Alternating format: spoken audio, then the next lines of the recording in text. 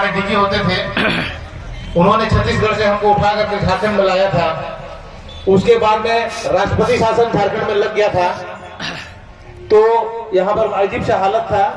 के विजय कुमार यहाँ पर ज्वाइन किए एज ए सलाहकार, और सलाहकार यहाँ पर ज्वाइन करने के बाद में उनको किसी को पता नहीं था उनको झारखंड के बारे में। वो हमको बुला लिया करते थे, हर सोमवार को अपने पास बुला लेते थे मोराबादी ग्राउंड में उनका निवास स्थान पर, और बोलते थे क्या क्या काम है झारखंड में बताओ, और ये कौन है, ये शिबू सोरेन कौन है, ये हेमंत सोरेन कौन है। तो मुझे जो समझ में आती थी मैं उनको बताता था। मुझे जब उन्होंने हमसे पूछा कि क्या क्या काम है, तो सबसे पहले मेरा जो ध्यान था, ये जो रेलवे ट्रैक रांची से ही तक ये जल बन नहीं पाती थी। हमारे लोग जो भी थे 5-6 ग्रुप थे, एक को जो तो दूसरा नाराज, तीसरा नाराज, चौथा नाराज, ये रूट नहीं बन रहा था। मैंने सर को कहा कि सर ये अगर रूट हम लोग बना देते हैं तो दिल्ली का रास्ता 4 से 5 घंटा कम हो जाएगा। सर को बढ़िया से समझ में आ गया। उन्होंने कहा कि द्विवेदी को यादव को बुलाइए। वो यादव जो चीफ इंजीनियर था इस रेलवे ट्रैक का, उसने कहा कि नहीं नहीं मैं अकेले नहीं जाऊंगा, उनके पास बहुत डर लगता है, अगर टोपो साहब साथ में जाएंगे तो फिर मैं जाऊंगा। फिर मैंने उनको के विजय साहब को बताया कि सर वो बहुत डर रहा है आपके पास आने के लिए।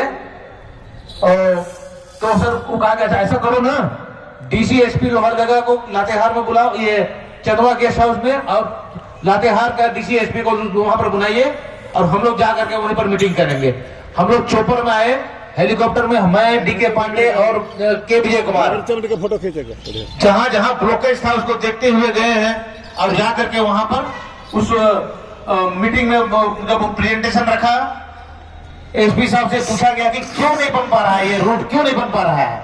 उन्होंने कहा कि साहब ये फोर्स की कमी है ना। तो फिर डीके पांडे साहब हमको बताया कि नहीं तो वो बता दे एक पलटन रख दे हर जगह में, हमें रख दीजिए सर। फिर 3-4 दिन के बाद में बोला कि नहीं, अरे बोलो नहीं तो मैं निकल रहा हूं, तुम्हारा ट्रैक बन जाएगा, हमें लगा दीजिए सर। तो ये जो बटालियन है, सुमित साहब अभी हैं यहाँ पर बैठे हैं, ये बटालियन कश्मीर से आई थे, गुमला में आधा अनलोड हुआ था, उसको उठा करके फिर लोहरदगा में उसको बैठाया गया है रेलवे ट्रैक बनाने के लिए और उस क्षेत्र को ठीक करने के लिए। उसके बाद में जो आंधी तूफान जैसा ये काम शुरू हुआ, तो हमारे घर के जो है सदस्य निजामुद्दीन और वगैरह काम करवाया दिल्ली, तो आंधी तूफान ये काम चला था।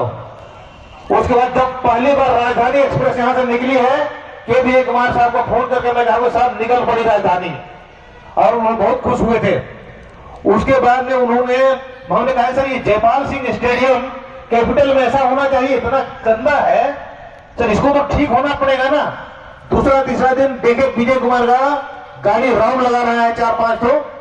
तीसरा दिन का पेपर में आया कि ये इंटरनेशनल लेवल का ओवल स्टेडियम बनेगा फुटबॉल का, और काम इतना बुरी तरह से शुरू हुआ। सर बीच में चले गए तो अभी एक अटल मार्केट बन गया है, लेकिन उसकी भी सफाई हो गई, रोड वो मैदान भी बन गया। तीसरा झुमरा पहाड़ का मैंने कहा कि इसको ये रोड बनना चाहिए ऊपर तक।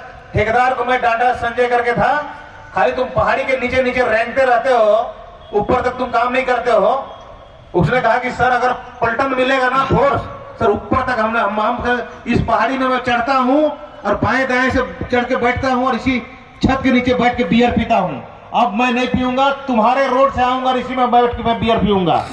उसने कहा कि सर अगर हमको फोर्स मिल जाएगा ना 6 महीना में मैं ट्रक खड़ा कर दूंगा। मैंने के विजय कुमार सर को बोला, और यहाँ जो आईजी थे राव साहब को, तो कहा कि नहीं पलटन इसके लिए नहीं है। फिर मैं के विजय कुमार बोला अरे लगाओ उसको, यही काम करवाना है।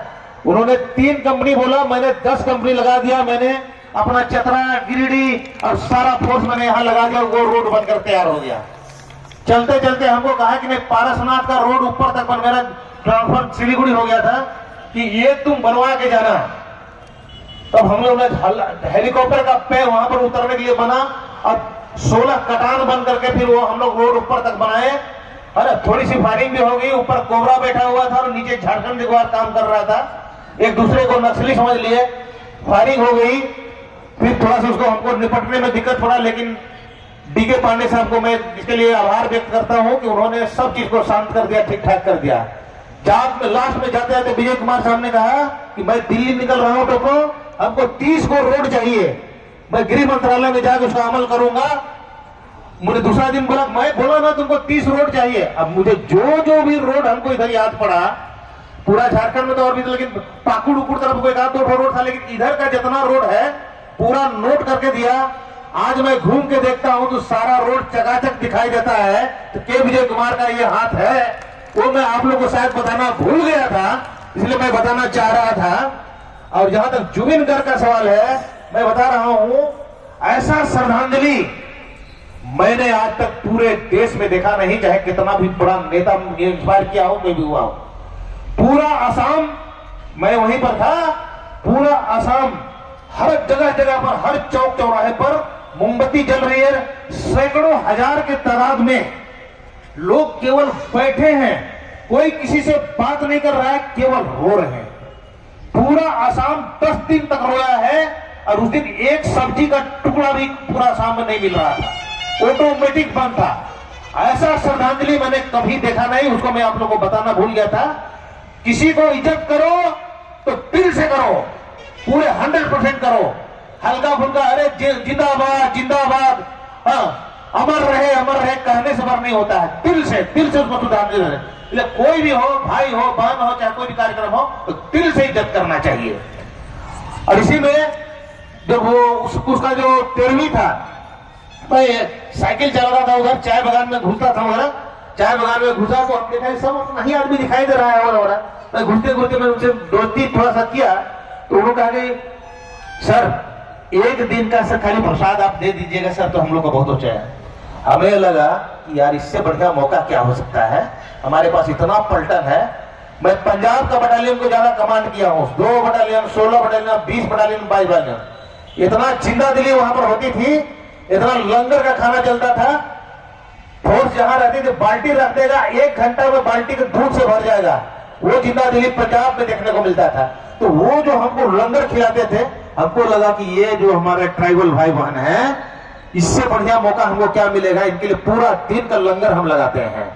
खाना हमने पूरे बटालियन को बढ़ाया, 2-2 घंटा का परेड रहेगा, इनको खाना खिलाना है। तो उसमें 2-4 बगान नहीं, करीब 45 से 50 चाय बगान के लोग आए और वो खाना खाए। उन्होंने कहा कि ऐसा तो कभी हुआ ही नहीं और होता ही नहीं। उसका चाय बगान का बड़े बड़े मैनेजर हमको बुलाते थे, सर आपके लिए सब कुछ हाजिर है, जहां चाहिए सर। तो वो हमने कमाया चलते चलते। इसलिए मैं झारखंड के साथ साथ असम की धरती को भी नमन करता हूं। और आप लोगों ने गौर से सुना, इसके लिए बहुत बहुत धन्यवाद। Thank you very much. जय हिंद, जय भारत। थैंक यू, बहुत बहुत धन्यवाद सर। आप एक जब जोरदार स्वागत निकाले, आप सर को गाड़ी के दरवाजे तक पहुंचाए। एक शानदार गाना गुजारे देशभक्ति का।